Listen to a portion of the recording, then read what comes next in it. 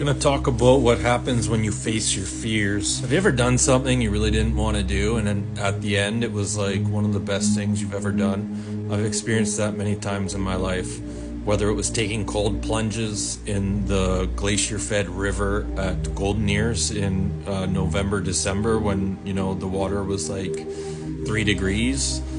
After I forced myself to do something that I really didn't want to do, I felt like Superman.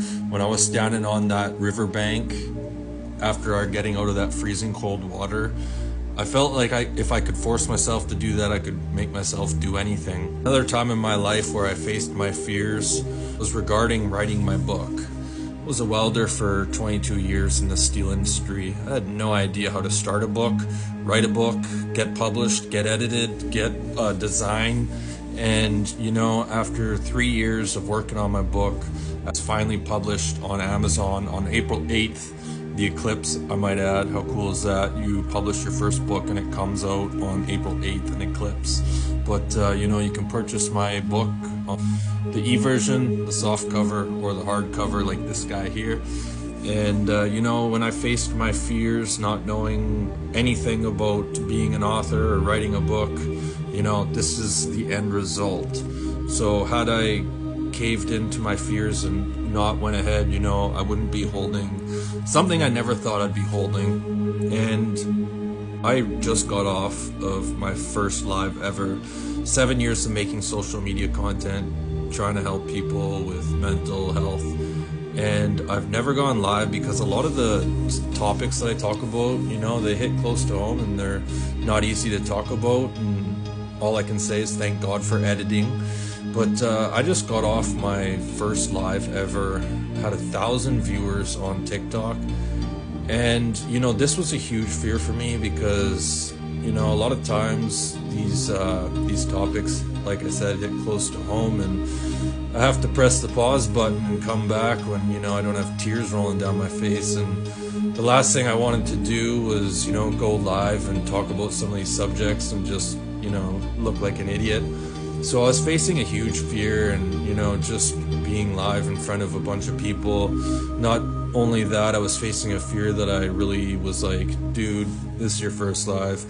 You're probably going to be talking to yourself. And just to see 1,000 viewers, not only that, but just the comments that were coming in the past few years, I've learned to love myself to the point where I don't really let positive comments get to me or negative comments.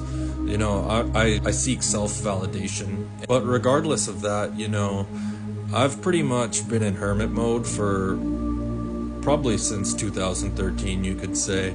I've started to get out more recently, but for the most part, I've been in hermit mode. And I never thought this would happen, but there was just so many nice comments that it actually really got to me. And I faced this huge fear about going live, and I honestly, as silly as this sounds, I honestly feel like my faith was restored in humanity from doing that. In the last 4 years, I've dealt with some pretty wacko people to the point where I pretty much have just secluded myself. And I just got so much positive feedback at once, it just was like, it kind of got to me. I was like, wow, there really is a lot of nice people out there. And I know this sounds silly, but it got to me. I was just like, what a bunch of great comments. And I don't know, if you were there in my live, I gotta say, just thank you. That was healing for me. It really hit home. So thank you to anyone that tuned into my live and left one of those amazing comments. I greatly appreciate it. So don't shy away from your fears. Behind your fear lies a hidden gem, and if you want to experience it, you got to go through a little turbulence. That's all I got. Thanks to everybody that's gone out and purchased a copy of my new book, Finding Me. You can hit the link to the purchase page is in my profile.